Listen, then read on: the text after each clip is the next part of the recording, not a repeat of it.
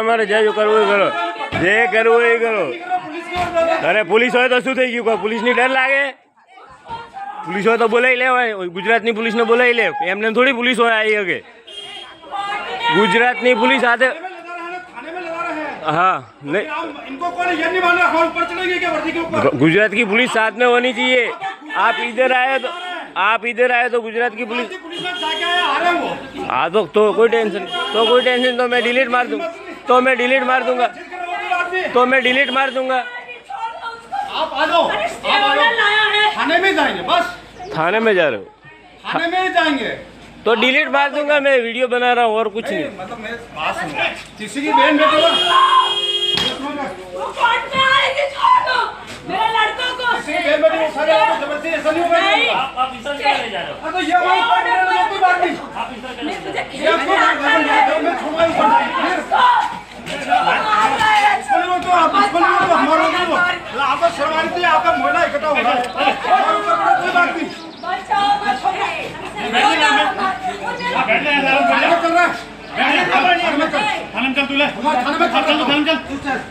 चल रहा है गाड़ी पुलिस को आने दो, पहले छोड़ पहले नहीं झड़क लेगी भगा किसी की भी गया यार. गुजरात छोड़, राजस्थान की बात हो गया.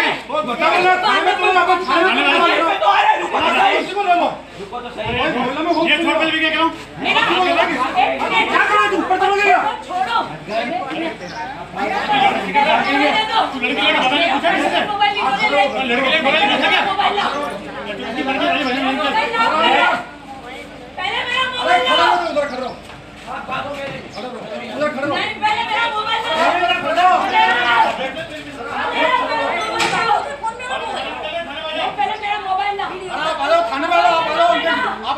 थाने में चल रहा आ जाओ.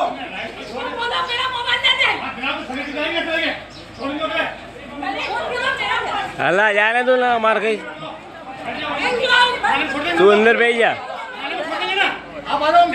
લોકોની રક્ષણ કરવાની જેની મુખ્ય જવાબદારી છે, તે જ ખાખી વર્દી જ્યારે ભક્ષક બનીને લોકોનું આડેધડ શોષણ કરવા પર ઉતરી આવે ત્યારે કાયદો અને વ્યવસ્થા સામે મોટા સવાલો ઊભા થાય છે. આવી જ એક ચોંકાવનારી અને ખાખીને શર્મસાર કરતી ઘટના બનાસકાંઠાના ડીસા શહેરમાં સામે આવી છે, જ્યાં રાજસ્થાન પોલીસે તમામ કાયદાકીય મર્યાદાઓ ઓળંગીને એક નિર્દોષ પરિવાર સાથે અત્યંત ઉદ્ધતાઈભર્યું અને અમાનવીય વર્તન આચર્યું છે. સોશિયલ મીડિયા પર વાયરલ થયેલા આ સમગ્ર ઘટનાના કંપારી છોડાવી બે તેવા દ્રશ્યો પરથી સ્પષ્ટ થાય છે કે રક્ષકો જ હવે ભયાનક ચહેરો ધારણ કરીને ભક્ષક બની બેઠા છે, જેને પગલે ભોગ બનનાર પરિવારે હવે ન્યાયની ગુહાર લગાવી છે. કોઈ ફિલ્મી સ્ટાઇલથી ગુંડાઓ કે નામચીન બદમાશો અપહરણ કરવા માટે આવ્યા હોય તેવા દ્રશ્યો ડીસા શહેરની ગુરુ ગ્રીન સોસાયટીમાં લાઈવ જોવા મળ્યા હતા. આ હચમચાવી નાખનારા દ્રશ્યોમાં દેખાતા શખ્સો કોઈ લુખ્ખા તત્વો નથી, પરંતુ રાજસ્થાન પોલીસના જવાનો છે, જેમણે કાયદાનું જરાય ભાન રાખ્યા વિના આતંક મચાવ્યો હતો. આ સમગ્ર મામલે ભોગ બનનાર સ્થાનિક યુવક આયુષ ત્રિવેદીએ ડીસા તાલુકા પોલીસ મથકમાં સત્તાવાર રીતે ફરિયાદ પણ નોંધાવી છે. ઘટનાની વિગત એવી છે કે ગત 6 જૂનના રોજ વહેલી સવારના સમયે રાજસ્થાન પોલીસના કેટલાક જવાનો સિવિલ ડ્રેસમાં ખાનગી વાહન લઈને ડીસાની ગુરુ ગ્રીન સોસાયટીમાં ત્રાટક્યા હતા. આ પોલીસકર્મીઓ આયુષ અને તેની મહિલા મિત્ર પૂજાની ધરપકડ કરવાના બહાને આવ્યા હતા. કોઈપણ પ્રકારની કાયદાકીય પ્રક્રિયા પૂર્ણ કર્યા વિના કે સ્થાનિક પોલીસને સાથે રાખ્યા વગર આ શખ્સોએ આયુષના ઘરના બારી બારણા અને દરવાજા બળપૂર્વક તોડી નાખ્યા હતા અને સીધા ઘરમાં ઘૂસી ગયા હતા. ત્યારબાદ ઘરમાં હાજર પૂજા અને આયુષની બળજબરીથી અટકાયત કરવાનો પ્રયાસ શરૂ કર્યો હતો. વાયરલ વિડીયોમાં સાફ જોઈ શકાય છે કે ખેંચતાણ દરમિયાન પૂજા જમીન પર પડી જાય છે અને પુરુષ પોલીસ કર્મચારીઓ કાયદાના નિયમોને નેવે મૂકીને તેને પકડીને ઢસડી રહ્યા છે. કાયદા મુજબ કોઈપણ મહિલા ગુનેગારની ધરપકડ મહિલા પોલીસ વગર થઈ શકતી નથી અને કોઈ પુરુષ કર્મચારી તેને સ્પર્શ પણ કરી શકતો નથી, પરંતુ અહીં તમામ નિયમોના ધજાગરા ઉડ્યા હતા. બીજી તરફ પોતાની મહિલા મિત્રને બચાવવા માટે જ્યારે આયુષ વચ્ચે પડે છે ત્યારે આખી પોલીસ ટોળકી તેના પર તૂટી પડે છે. પોલીસ જવાનો આયુષને રસ્તા પર જમીન પર સુવડાવીને અત્યંત નિર્દયતાપૂર્વક માર મારતા નજરે પડે છે. આટલું ઓછું હોય ત્યારે જ્યારે પોતાના દીકરા અને પૂજાને બચાવવા માટે આયુષની વૃદ્ધ માતા વચ્ચે પડીને આજીજી કરે છે ત્યારે રાજસ્થાન પોલીસનો લલિતકુમાર નામનો જવાન અત્યંત શરમજનક અને ખરાબ રીતે આયુષની માતાને શારીરિક સ્પર્શ એટલે કે ફિઝિકલ ટચ કરે છે.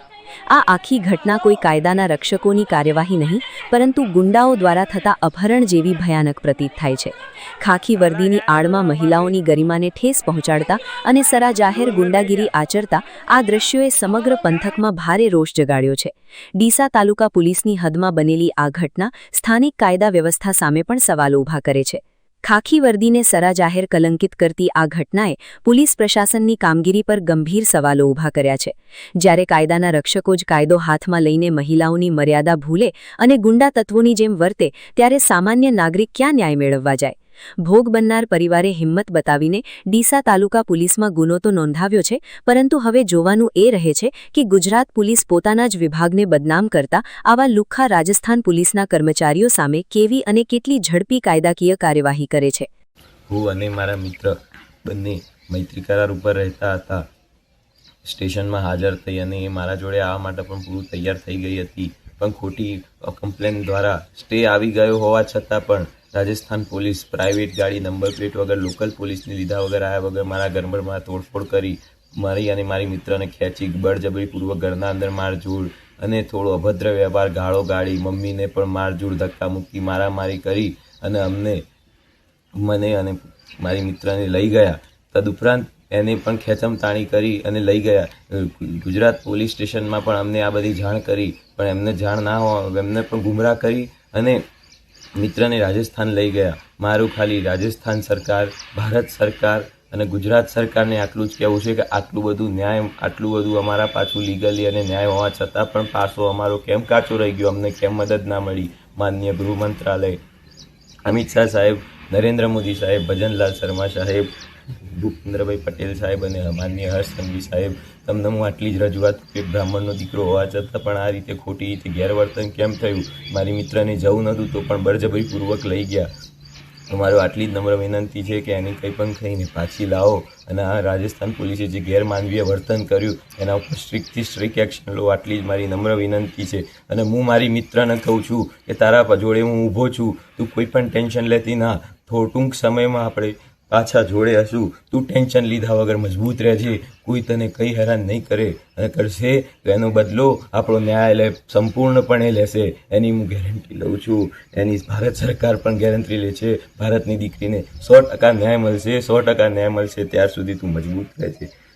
નમસ્કાર. જય હિન્દ, જય ભારત.